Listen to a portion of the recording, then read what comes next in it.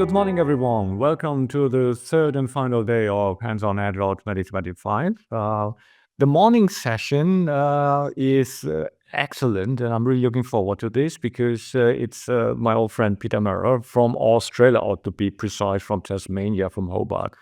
And he will be talking about something really, really exciting, 3,000 years of Agile. And I like the idea. So without further ado, I would say, Peter, stage is yours. Please do whatever is needed to entertain the crowd. Okay, so I'm going to be talking about the shortest, deepest, oldest book on agility that exists as far as I know. And this is a book I've been working on as a translator for the better part of 35 years. So you might wonder why it's taken me so long to produce such a very short book. I dare say that making simple things takes longer than making complex ones, but that's really not much of an excuse. The last time I spoke about this book was at the XP 2000 conference.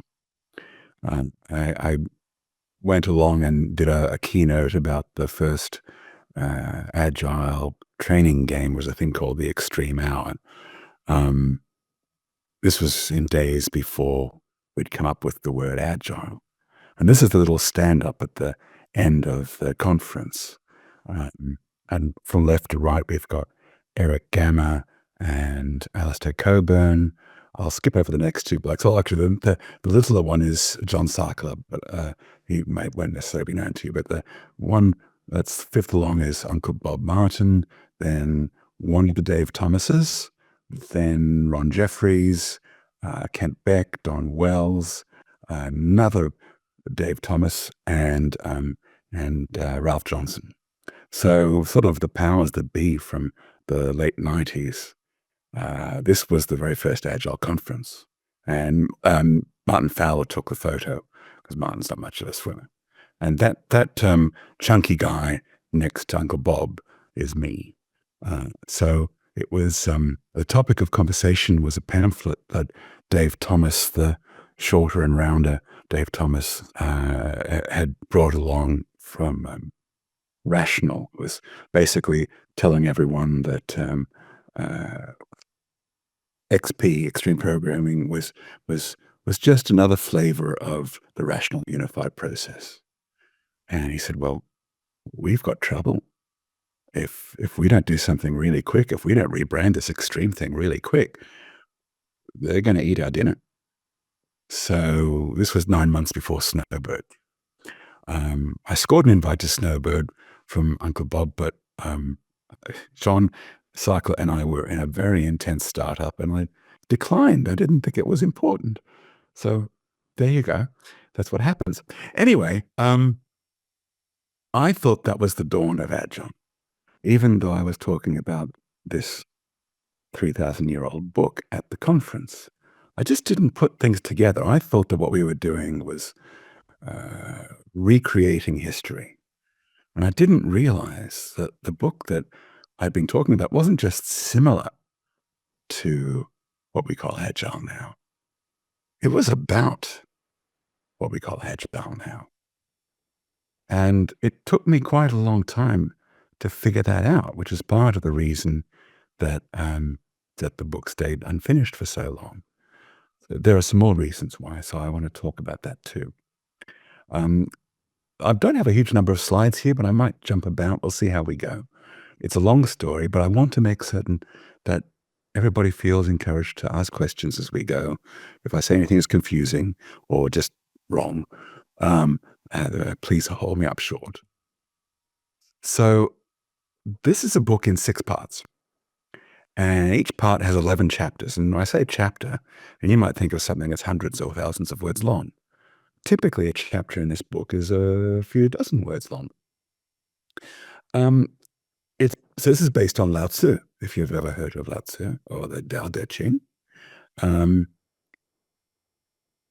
trouble with Lao Tzu is It's scrambled. It's a jigsaw puzzle. In China, they call it the Book of Riddles. I don't think it actually began in China. And that's a very unorthodox thing to say, but I'm not the only person to be saying it, so we'll come back to that. So what I've done is, since I've now got it into 6 parts of 11 chapters each, that wasn't by intent. That just came out of refactoring the book. So we'll come back to that as well. I want to sort of give you just a flavor, because it's very hard to give you a clear picture of the book as a whole.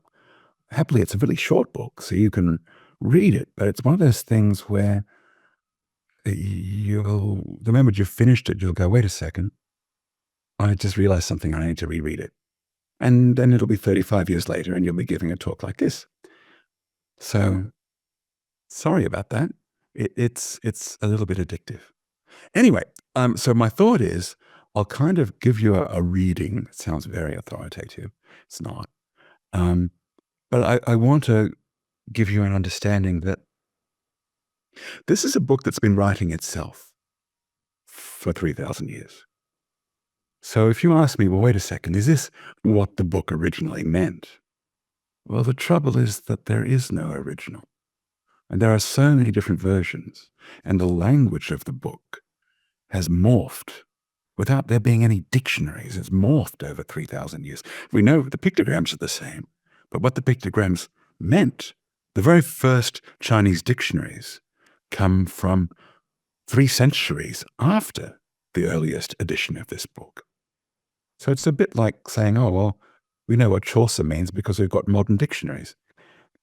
No, we don't. So exactly how I got to where I got, we'll come back to, but just to sort of give you a flavor as we go along. This is the first chapter of my version. It's actually chapter 15 of the traditional 81 chapter version. You might go, wait a second, how do you get from 81 chapters to 66? Bunch of the 81 chapters in the traditional version, which, by the way, is 81 chapters because numerologists got it and they thought 81 was a very fortuitous number. So you can see the kind of dicking around that happened with it. Anyway, it's not trying to give you something that magically corresponds to the 81 chapters. I'm trying to give you something that has coherent narrative through lines. And that's basically been my intent for the whole thing. If this is a jigsaw puzzle, I don't want to just polish each of the pieces and go, oh, look, this is really pretty if we put it like this. I want to plug the pieces together. And that means reordering things. We'll come back to them. So, agility is practical, not mystical, a way of life, not a state of grace. Listening as if crossing thin ice, testing as a boat on dark water, adapting as a stranger to a far shore, simplifying as a melting snowflake, connecting as the deep woods, leading as the valley does the river, empowering as its silt feeds the fields. Imagine the ice solid or the water clear. Stop to plan your way ahead. Ignore what moves underfoot. You fall and disappear. Kent Beck's first Agile book, or the first Agile book, XP explained, embrace change. Kent's written the foreword for this edition of this book. I can't quite share it with you because we're still polishing together, but that's okay. I shared a quote from him. The first part of this is all about embracing change. It's also all about what do we mean by agile. Now, if you pick up any normal English translation of Lao Tzu, you won't find the word agile anywhere. But you'll find an awful lot of stuff about someone called the sage. And apparently the sage is this very enlightened, very cool guy. He always does the right thing. And he's awfully clever and wise and all of that stuff. Well, the Chinese for the sage is Sheng Ren. Ren is personal people. And Sheng is perceptive, nimble, coordinated, agile. Agile people. agility gets translated as the sage. If this book wasn't originally in Chinese, and it was really written sort of as advice for leaders and coaches, then why do we have to talk about the sage? What's all this Orientalism? Come back to why I don't think it was originally Chinese. Because, of course, if you go look on Wikipedia, they will swear on a stack of editors that Lao Tzu was a historical person. And we know lots of things about him. The more you look into Lao Tzu, the more you discover that Lao Tzu, the name itself only means either the old philosopher or the old philosophy. And whether there ever was any person by that name is completely lost to the mists of history, but more likely, well, we'll come back to that. Now, after the XP 2000 conference, a bunch of weird things happened, and some Chinese websites started treating my translation, since I had a GNU public license on it, as the original official English translation. And it started getting mirrored in lots of places, and it was very strange because at the time, I was trying to work from English translations. I don't have any Chinese. And I thought that was completely compromising what I was doing. I thought I was taking terrible liberties. But some people grew fond of what I was doing, and I had an email from a man named Albert Benjamin saying that he wanted to start a religion based on the Coen brothers movie, The Big Lebowski. And he wanted to use my translation of Lao Tzu as the Bible of this religion called Dudism. And he wanted to call it the Dude De Ching. And could he do that? And I said, well, it's got a GNU public license. You can do that as long as you give it away free. So I'm very happy to give it away free. No worries. Very delighted to give it away free. What he didn't tell me was he was going to charge for certificates to become Dudist priests. And last time I looked, and I haven't looked for a few years, Oliver had sold 500,000 Dudist priest certificates at $10 US each that authorized the bearer to perform weddings and funerals. And as long as it involves a coffee can funerals. And anyway, so yeah, apparently I was very slow off the mark. After that happened, I began to think, okay, is this really what I wanted for this work? Because at that stage, I'd spent the better part of 15 years working on it, and I didn't really think it was all about how to get stoned and let shit happen. That wasn't really what I intended. So I had to think pretty hard about, if it wasn't what I intended, then what the heck was I going to do? Because I still didn't speak any Chinese. Let me come back to the story after we do another. This is a chapter from the second part. The second part's all about connection. First part's about change. Second part's about connection. So this is chapter 13. Interdependence. Reward collaboration, not competition. Recognize interdependence, not dependence. Open people's minds to fill their bellies. Soften their hearts to strengthen their bones. Agility distributes management and ownership so those who provide them can't exploit them. It controls politics by not centralizing decisions. Responsibility by not delegating to managers. Accountability by not privileging owners. When no one takes advantage, harmony remains. Is that exactly what the Chinese says? We'll come back to that. Each pictogram has hundreds on it. Not necessarily. Some of them have hundreds. It has dozens of different meanings. But we'll come back to that too. So I should say, when I'm giving these very woo-sounding readings, if you look at any of that and you go, wait a second, that's full of shit, I don't agree with that, please do say. I'd rather discuss it than have you go, ooh, Pete said. Okay, so I said Lao Tzu wasn't Chinese. There's, I always thought he was Chinese until I got a translation by a man named Victor Meyer. Now, Meyer is a world authority on Sanskrit. And he's also quite the archaeologist. And he went and did some famous archaeology in the Tarim Basin in China, where there are these between 4,000 and 1,000-year-old mummies. It's a very dry part of the world, and they're just naturally mummified because of the arid conditions there. And these mummies are very unusual for China. They are people with Caucasian features, and they are between 5'10" and 6'6" tall.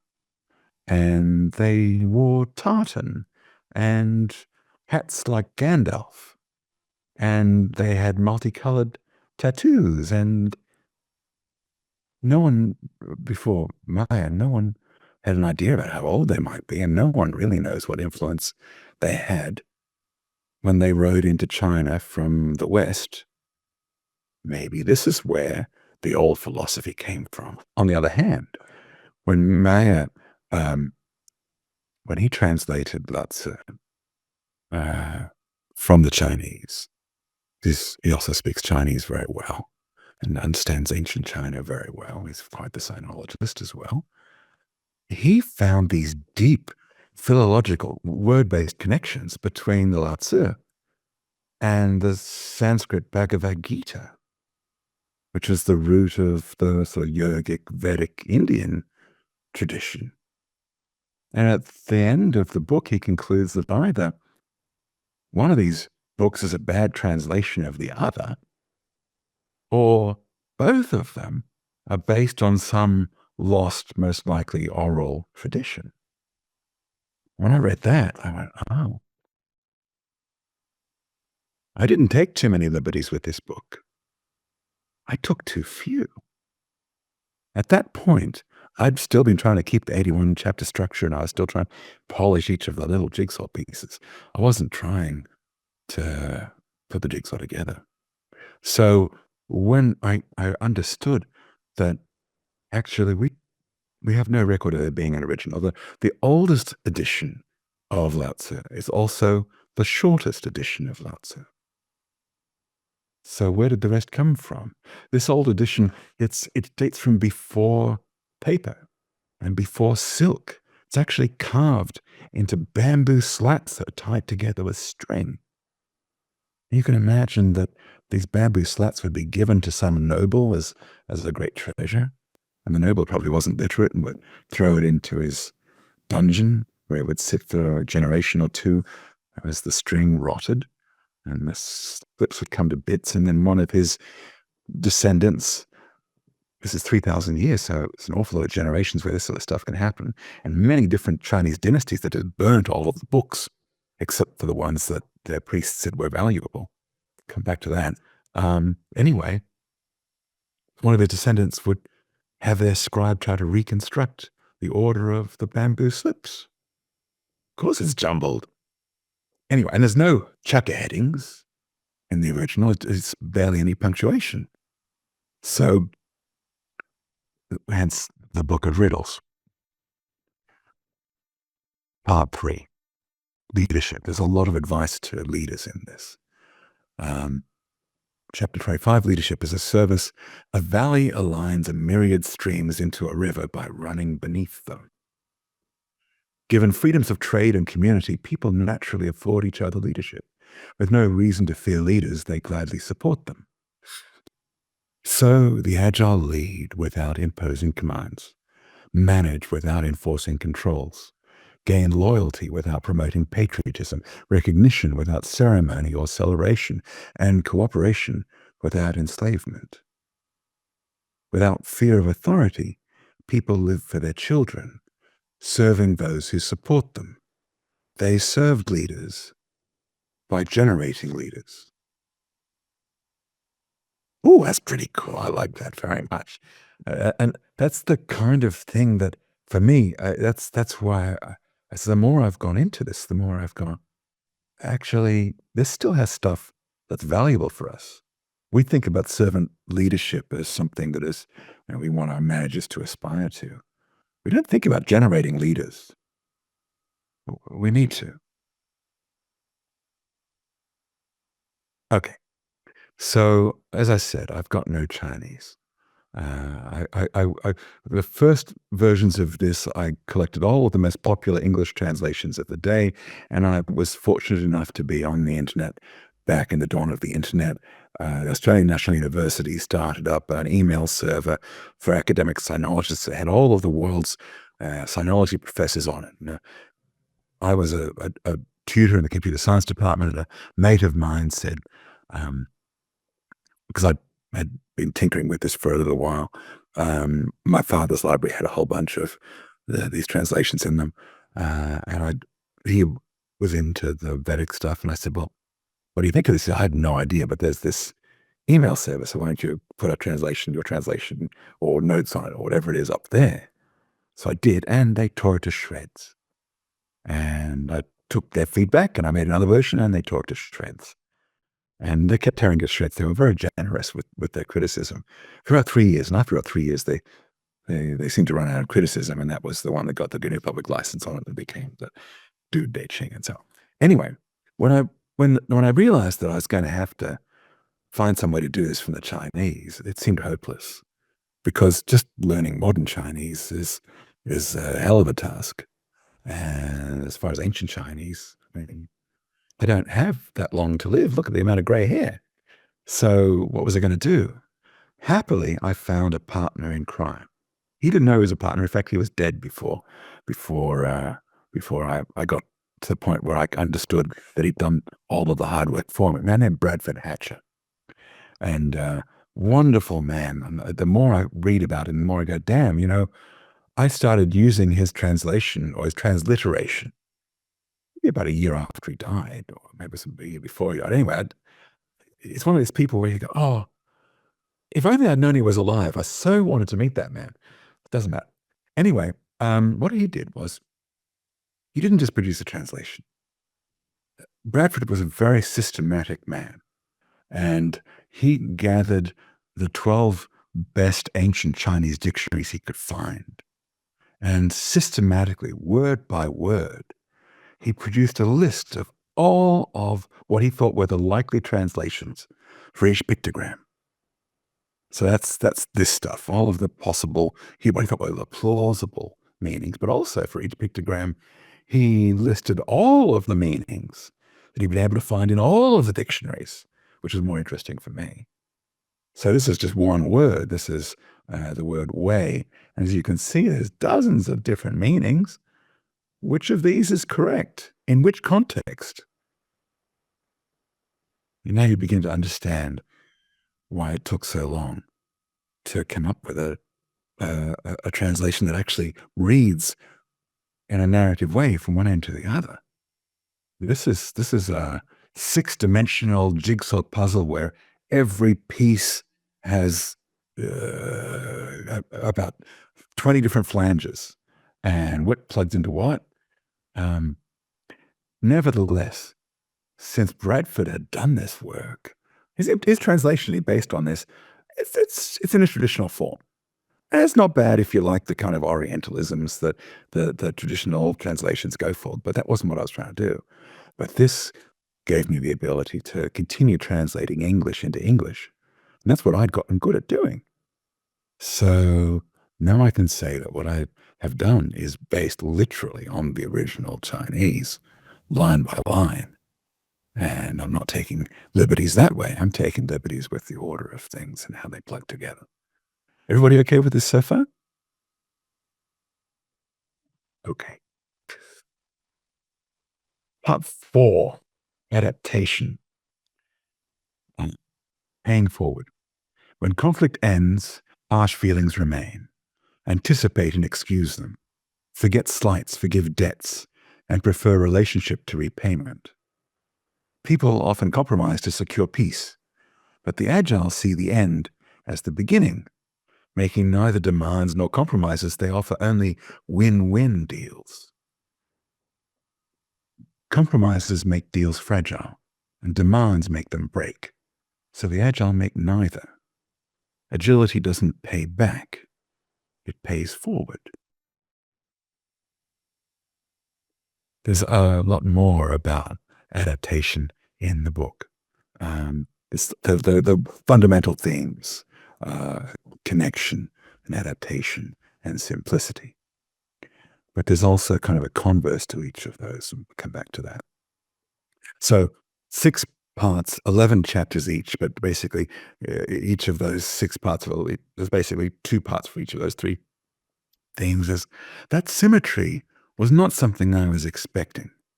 I was just trying to plug the jigsaw puzzle pieces together. And this just emerged. Now, this means one of 2 things. Either this is just kind of the way I look at the world after 25 years of Agile coaching, and well, maybe that's not such a bad experience to bake into a book. Or maybe this is the original structure. I can't tell you. No one can tell you. But I like the way that this book hangs together now. So, yay, refactoring. Okay. So I'm talking about a book from 3,000 years ago. But I'm not.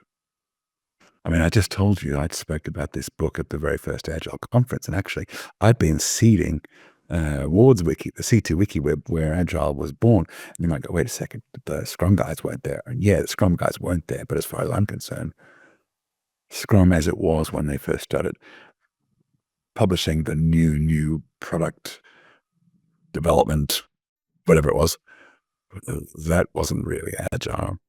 If you read it, it doesn't read very much like what we think of as, it certainly doesn't look like XP.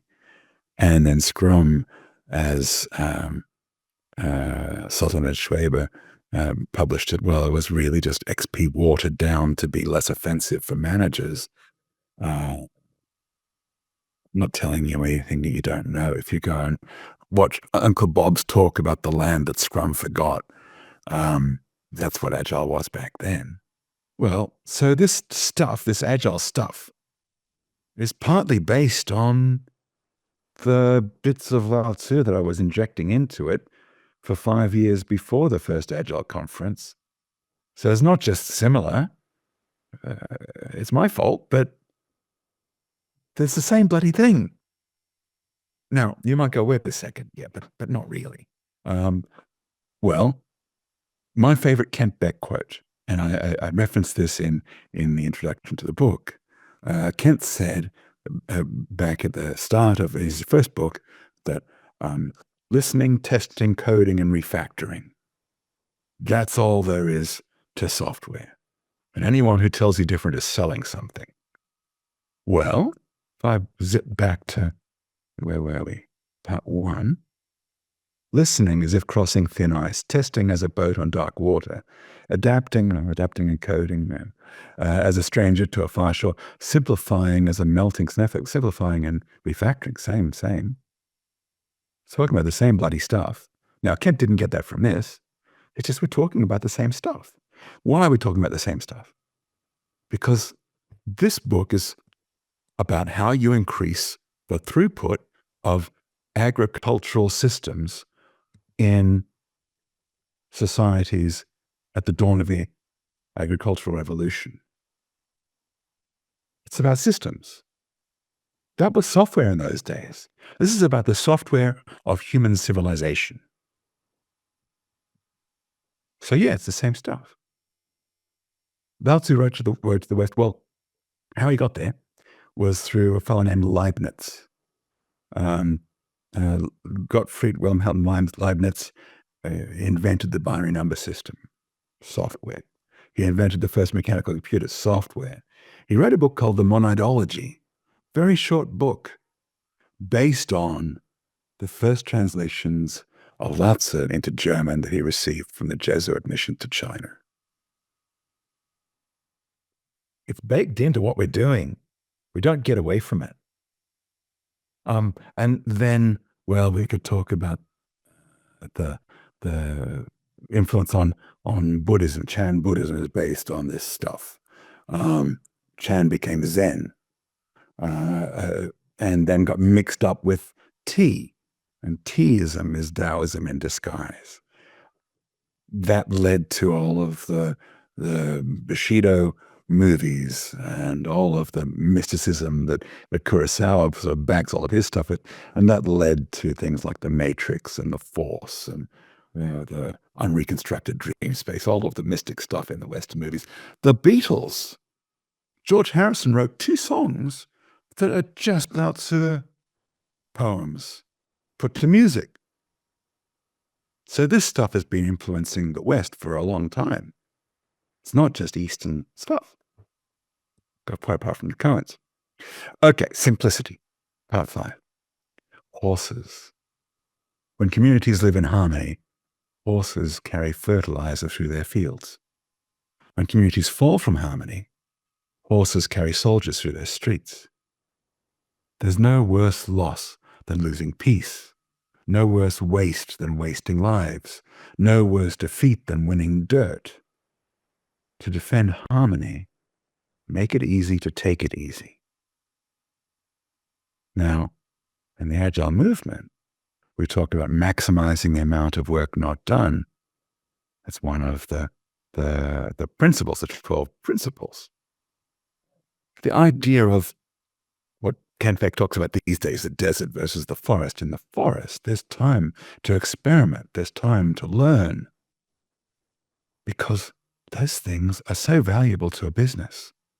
But if you don't make time for them, business becomes fragile.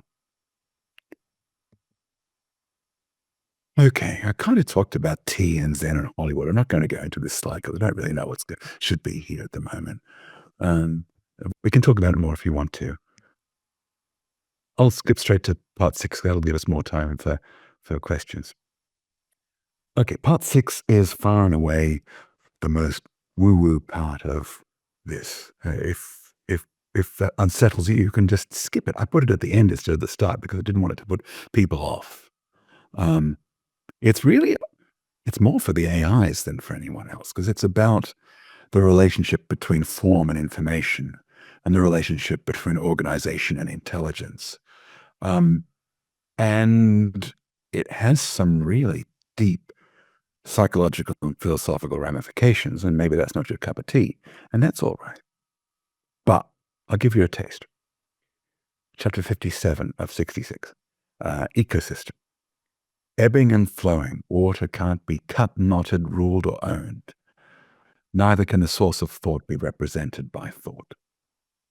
Reflecting and responding, intelligence adapts all creatures. Rippling and refracting, none breach its shining surface. Splitting and merging, nature connects all paths. Ranging beyond reach, none span its teeming delta. Pulsing at root and lung, harmony supplies all needs. For what one discards as waste, another thirsts and breathes. This idea of mutual benefit is fundamental to Agile organization, and there's a lot in the book about that. So by the time you get to this part, it's like, oh, okay, wait a second. Now I know the frame for this, and now this actually makes sense. I'm dropping you in the deep end with this one. That's okay for now. All right, so agility doesn't come from a manifesto or I'll move that out of the way because I always forget what I say. From a manifesto, a framework, or a mindset. I think most people would agree on the framework part of things. There's this wonderful Agile manifesto. The trouble is that the older it gets, the more people have been shooting holes in it. So let's not worry about that. Our mindset. We like to talk about the Agile mindset. There's a lovely line in The Agile Way. Maybe often that's all there is to it. It's just talk. It comes from mutual benefit, sharing outcomes and empowering trust. It's practical, not mystical, a way of life, not a state of grace. So that's a taster for the book. Agile.way.pm will give you a link to the beta version. Once Kent's finished his foreword, hopefully this month, then we'll put it into wood pulp. And I will be talking about it again, Bamba, but I would love to take some questions and anything that strikes you, really. Okay, we have a few questions in stock. So actually three. Maybe we start with those. And as we say in German, you gain appetite while eating. So let's get started with the first one. Consider how old the agile ideas are. How do you interpret what you see? Is reality far from the ideals, further away than it could? Or is it a natural state of things and every step of progress is a win? Is trying to change an ill-directed is trying to change an ill-directed ambition? Or is it human even if change ultimately does not realize? But That's It's a good question and a long one. I'm going to start at the end because I'll probably forget what the beginning's about, and you can remind me. And Stefan has heard me talk about change for a long time, so I'm going to bore him. Sorry. Okay. With Agile, we like to pull the work rather than push.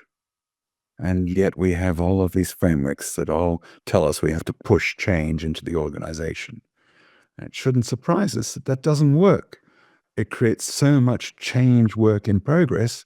We just trip over our own feet. We soak up lots and lots of dollars and we get a stink about us. And the clients don't like it and they don't invite us back and they say that Agile is dead and all of that kind of crap. There's another way we can do that work. We can pull the change. What does that mean? Well, imagine you go into an organization, you say to your change sponsor, we're not going to change this whole organization. We're going to change just a few people. We want to find the most progressive people here. And you don't know who they are. So what we're going to do is we're going to hold an open space about what we intend for this change. And we're going to see who comes along and talks. And of course, a bunch of people will say, why this change cannot possibly happen here. That's great. They're telling us about the constraints. And some people, often they are people the change sponsor doesn't know. Sometimes they're junior, sometimes they're senior, sometimes they're on their way out of the organization. Sometimes they just arrived. But a bunch of them will light up like light bulbs. They've got good ideas. They want the change. Those are the people we're going to work with, just a dozen, maybe 20 tops, from business, design, delivery, DevOps, end to end. We want to build a new end-to-end capability using just these progressives. We want to prove that it works. Because they're progressives, no resistors in this small group of people, they will change really fast and they'll be really thorough and enthusiastic about it. And since they all know the constraints we just identified, they're going to respect them. Sometimes they'll have to make working agreements with people who hold on to those constraints. That's okay. But those people can work really, really quick. The trouble is, of course, that's only a dozen or 20 people, and you've got an organization of, say, 42,000 people, or the largest organization I've done this pull transformation with was 50,000. I mentioned 42,000 because Stefan was talked about 42,000 from the day before. Anyway, so what we do is we go, okay, this is working. Let's have another open space after, say, 3 months where we can show people what's been achieved. And we'll see who is interested in joining the next most progressive people, the people that those people have trust relationships with. And what we'll say to the people who are going to join is, well, first up, we're going to take the original 12 or 20, we're going to split it down the middle. 2 miles, and we're going to backfill with these next most progressives. And we'll say to the people who are joining, look, you're not stuck here. If you don't like the way we work here for the next 3 months, you can leave. You can go back to the old organization. But if you stay in the new organization, we're going to reward you differently. We're going to reward you based on throughput and mutual benefit. We might even be able to give you some equity. Some organizations won't do that, but you get the idea. So another 3 months, we double the number of people in the new organization. We never try to push change into the old organization. We just build bridges between the new and the old so that it's easy to cross those bridges. And we make certain the new organization is producing value for the old organization. So it proves the pudding as it goes. So getting back to what does this mean for change? Well, what I just described is something that grows at an exponential rate. It doesn't matter if to get from 20 to 50,000 is, let's say, 2 or 3 years of generations of 3 months each, I don't know how many doublings that is to get to 50,000 people, but you can work it out. Maybe it's 5 years. I don't know. Or maybe you can start multiple of these sort of steel thread streams.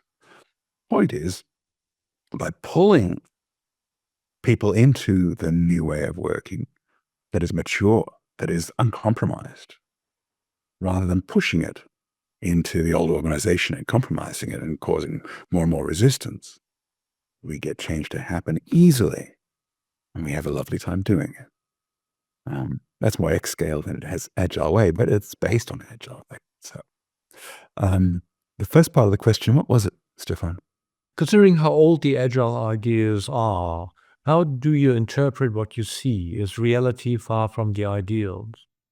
I think you start at the spot under your feet. You have to work with what you've got. But I'll tell you what, I'll pull up. If I stop sharing and start just sharing my screen, I'll pull up another chapter. So if I can find it, if I go share, and I'll go share screen, and I'll go off the text of this, and if I can find it, what I want is, that's what I get for doing things on the fly. I think if I go back to, I think here, if I go, let's see, what am I looking for? I'm looking for, slash, yes, that's not what I want though. Next. Yes, that's what I want. Agile leaders don't sell harmony, nor call it a virtue in themselves its masters. They just help people adapt to nature and each other and stop competing against each other. Agile leaders empower community without preaching agility, because preaching agility makes it political, and politics subverts community, weakening it where trust strengthens it. Building simplicity and trust generates communities that flow like water, running deep, ranging fast, sustaining each other. And the pull transformation I just talked about gives you an idea about the praxis. But the idea that the ideals or the ideas are somehow something sacred that we've got to get people to salute, that's just going to sabotage what we're doing. We don't care about that. We care about getting people to collaborate on opening the current bottleneck, whether the bottleneck is in the flow of learning or in the flow of work or the flow of value, whatever the current bottleneck is. And there's some really nice, simple ways of describing those bottlenecks that come from X scales, pirate canvas stuff, which we're not going to go to now. But there, that's probably how I'd answer that. Another question. What state is the book in? Is it available, and where if so? So it is available. Its state is still, I'm describing it as beta, and I've been describing it as beta for about 10 years, but it's getting very bloody close to being in wood pulp. So agile.way.pm. The main caveat here is that this is really just the raw poetry of the book. There's nothing about the implications like what I just described. And I think that that exploration of the implications of the book for a modern context, I want to do a version that's got that. But this is more for, you want to tease the meaning out of the book yourself. That's what this is for. So you can load down, I think there's half of the book is available under an open content license from LeanPub via that link. And we'll keep it like that. The other half, you'll have to pay for, but it's just nice and cheap, so that's fine. And I'm not making it pay for because I need to live off the proceeds of the book. I'm just doing that because I don't want to pay for making it wood pulp, and I do want it to be in wood pulp. So there you go. We have another question that's actually related to the second one. How do you find energy and focus to work on something like this book for a decade? A decade? Try 35 years. Decades. Sorry. Okay. People don't work on stuff for a long time unless they're carrying some kind of pain. When you look at any writer, any artist, any poet, they are carrying around a deep wound. And the wound I'm carrying has to do with my father. I don't want to go into a lot of depth about that. He was a wonderful man. He was also kind of a lost man in some ways. And when I was a kid, he loved Fitzgerald's Rubaiyat. Rubaiyat of Omar Khayyam was really by an English poet named Fitzgerald. Supposedly a translation, and I guess it does relate to Khayyam, maybe more than this relates to Lao Tzu, maybe less, I don't know. Anyway, so he loved this book. He would read it to me, and it was so beautiful, and the way he read it was so beautiful. It really moved me. But man, it is a miserable, bloody poem. It really is depressing. It's beautiful, but it's dark. And it's really asking questions. And I really wanted to have answers that I could give to my father. Well, I'd lost my father. So I spent 35 years because I wanted those answers that I could give to whatever spirit he had that fills people today. And I see that in the desire for change that people have in the Agile movement. There's a kind of an idealism, but for it to be meaningful, we have to have a praxis that goes with it. And I wanted something that was practical, not mystical, that we could use to try and achieve those kinds of romantic ideals, because they're not romantic. They're valuable. We can realize them in businesses. They're enormously valuable. And to give you an idea about how valuable, the most agile business on this planet today is Tesla. And if you go and watch some of Joe Justice's keynotes about how they work, you will see XP written large. Everything that they do is XP based. And yeah, there's more to it. They do swarming, they do mobbing. And the way that they do agile manufacturing and the way they do ROI calculation and the AI integration, all of that stuff was a twinkle in Kent's eye back in the day. But they do all of XP and more so. So I want to give people something where they can go, all right, let's actually look at this practically. How do we take an organization that is bureaucratic, and quite apart from things like a pull transformation, how do we get the leadership inspired to work this way? How do we give leaders the idea of what it actually means to have an agile organization and what the advantages are?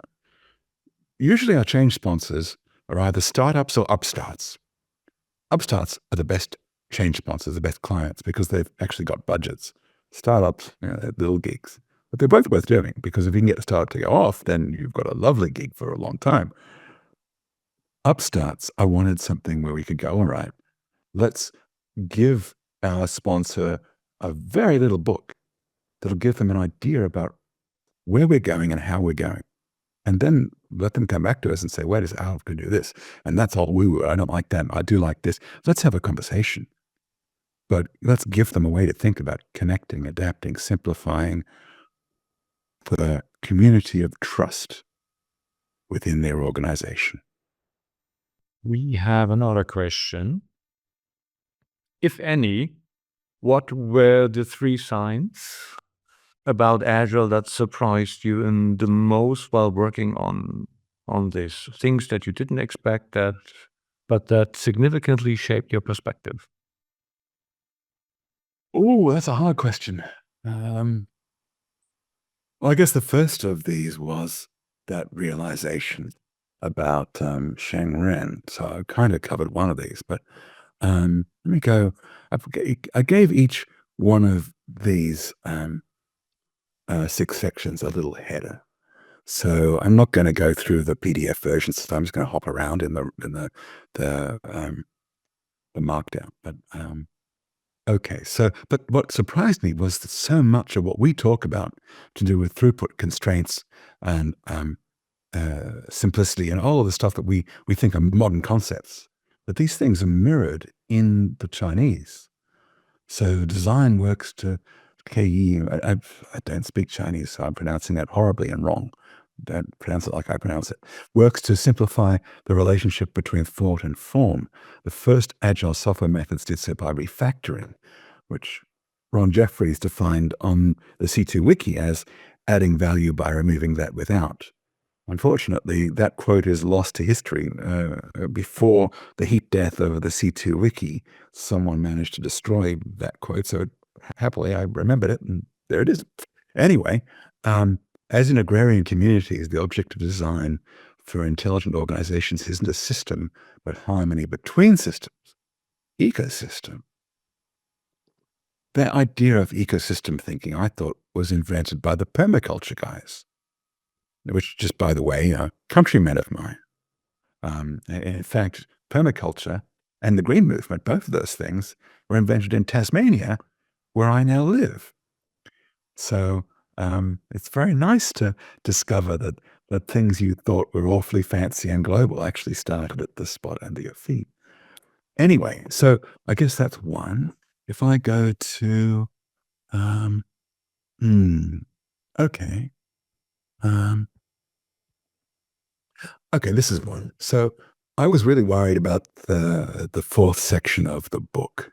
If I go, let's see, there we go. I was worried because this seemed to be all about warfare and violence and subversion and politics. And it wasn't until I started to realize, no, that's not what this is about. This is about how you deal with these things. These things turn up all the time. Every organization we go into, we have tribes that are butting heads, that are at war with each other. We turn up when there's trouble. This is about how you deal with the trouble, how you survive the trouble. So harmony, Dude De Ching. De is often translated as power or virtue. As far as I can figure out, it's about harmony.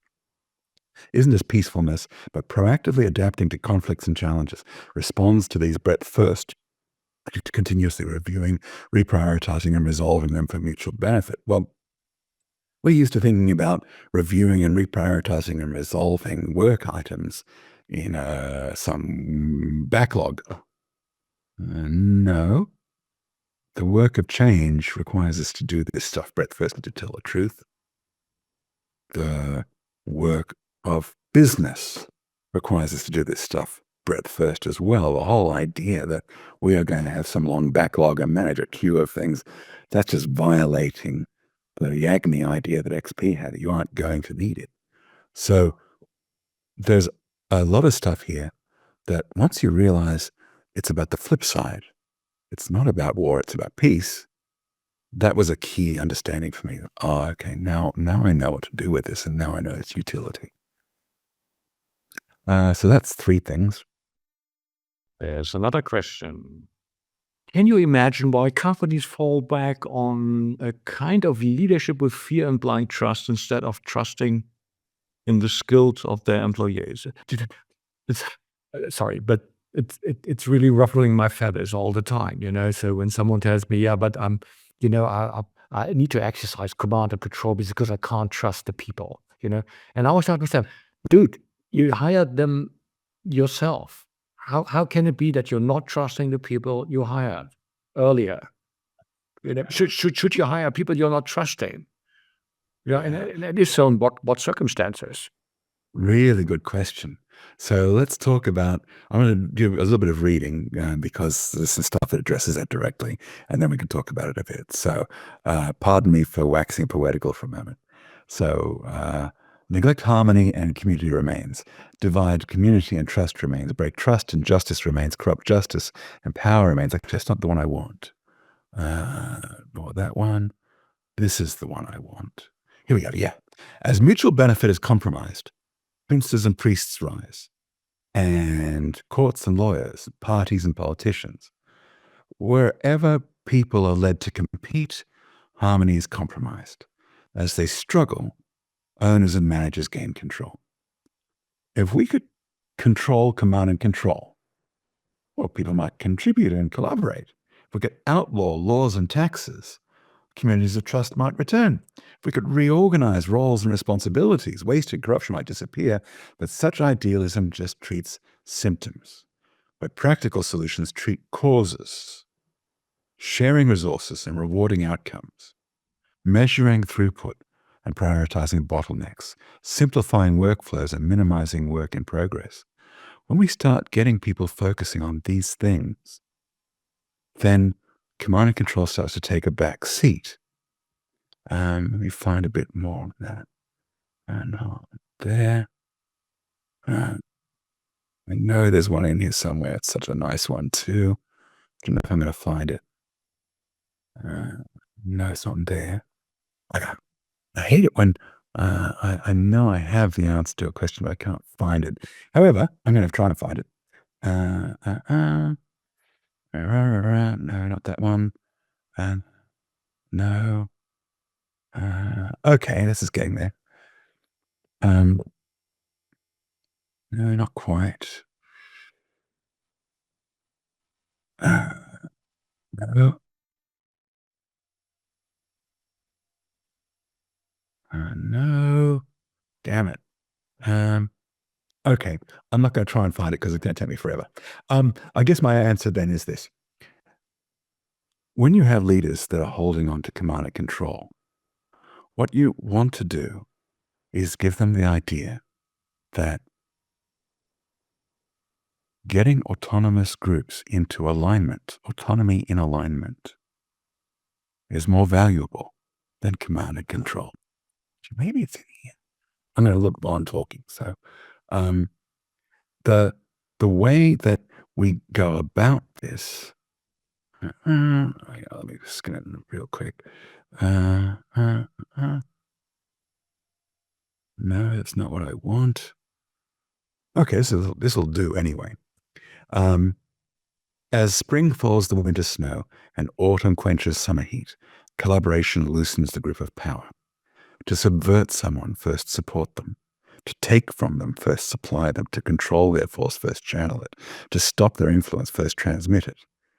These are the hallmarks of opportunity. A fish should not rise from its water, nor a sword lose its scabbard, nor a host neglect their guests. This is all about how do we sabotage people. We don't want to do that. Well, sometimes we have no choice. But this stuff here, I'm looking for. No, damn it. I'm not finding it. Okay, never mind. Doesn't matter. Oh, maybe it's earlier. Sorry, when you start me doing this, I'll take forever. I'm not going to look at this anymore because I won't answer your question. The basics is this.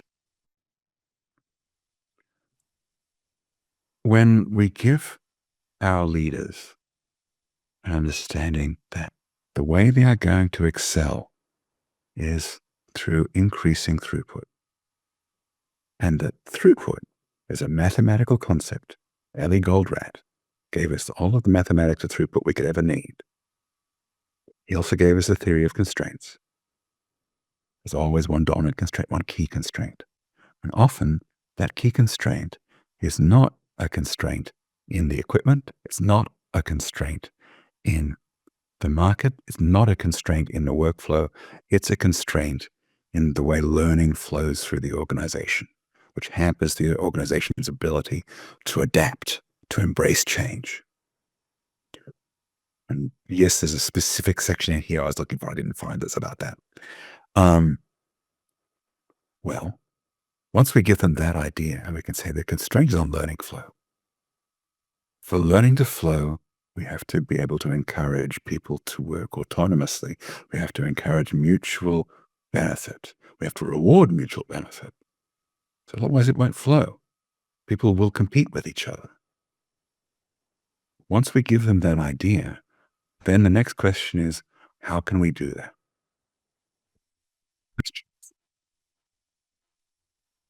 That's the question we want. We want them to be asking about how.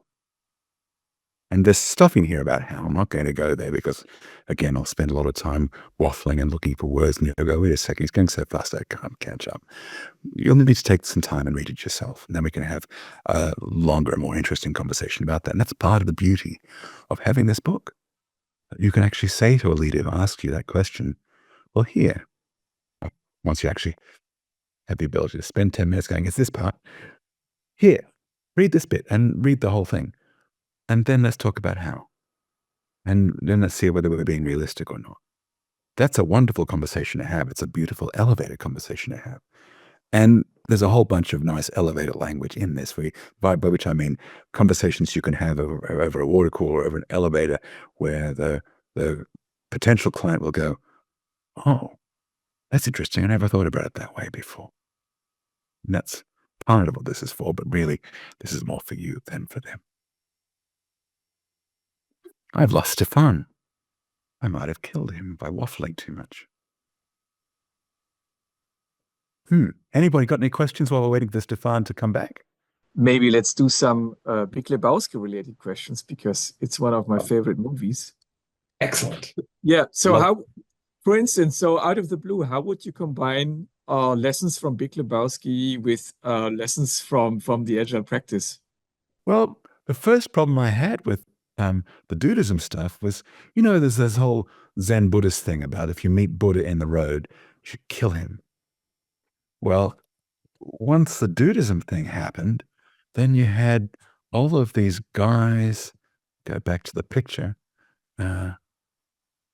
all these guys going, yeah, we just behave like the dude and everything will be fine. Well, no, it won't. We want people to be able to work together for mutual benefit. There's not an awful lot of that in the Big Lebowski. So the idea of making it easy to take it easy, it's not enough just to take it easy. Making it easy to take it easy, that's where these two ideas come together.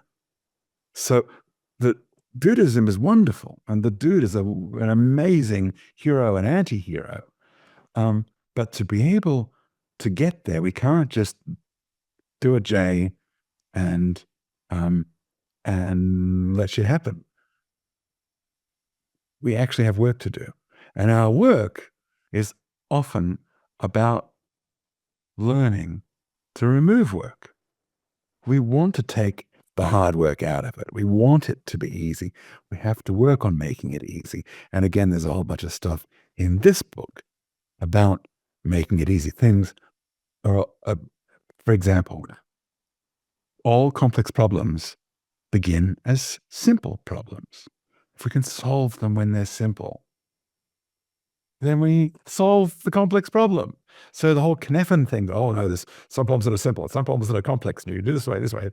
No, we go and find the root causes. We solve them when they're simple. Part of the beauty of that pull transformation technique I just talked about is we only have a few people. We can solve the problems when they're simple. And then we add, and we keep on solving as they're simple. We don't wind up with complex problems to solve. So there's a whole bunch of push and struggle that's baked into the Agile culture that if we just thought like the dude, well, we would be thinking about how do we make it easy to take it easy? How do we all have an oat soda when they're going to kill that poor woman? Well, they're not going to kill that poor woman. It's a much simpler problem. Walter's my hero. I don't know if I fully answered you. I didn't mention vagina. Yeah, exactly. Thank you. There's a last question hanging around. Is there a community around the book by any chance? A place to exchange comments and discuss the implications and ways to implement ideas? I'd love it if there was. Right now, there's a domain name, agile.way.pm, and that has the LeanPub thing hooked up to it. And I think there's some way to use LeanPub collaboratively, but I've never seen anyone use it collaboratively, so I don't know how that works. If you can find a way to do that, that'd be great. Or if you want to set up a community around the book and let me know, I'll turn up. That'd be great too. But I'm assuming that at some stage, I'm going to have to figure out what a good communal mechanism for this would be. I love what we're doing here. I think this is actually a really healthy way to do that. So we could have a Discord and we could have a wiki and we could do all of that sort of stuff. But I think maybe what the book really needs is for a group of people to get together on a regular basis and say, okay, I don't understand this bit, or I'm trying to apply this bit this way, and maybe that also goes to some of the X-Scale stuff where it's been a little bit too highfalutin and for senior coaches only, and we need to kind of plug those things together. My next book is going to be the X Scale Guide, so that will build on this, and maybe some of the practical stuff will be there, and exactly how we connect them, I don't know. But I would love it if any of you guys feel inspired enough to put a community together. I'm there. Let me know. Sounds like a good way to finish an outstanding talk. Very different. You were completely right from all the other talks here. I totally enjoyed and loved this. We should have more of these kind of talks. Absolutely. Peter, thank you so much. And we need to have our follow-up session by all means. Yes. Well, last time I spoke about this was 25 years ago, so it was too long between Yeah, drinks. it's good. It's good. Cool. No worries, folks. Have an excellent day. I'm going to go and play with my cats. Peter, thank you so much.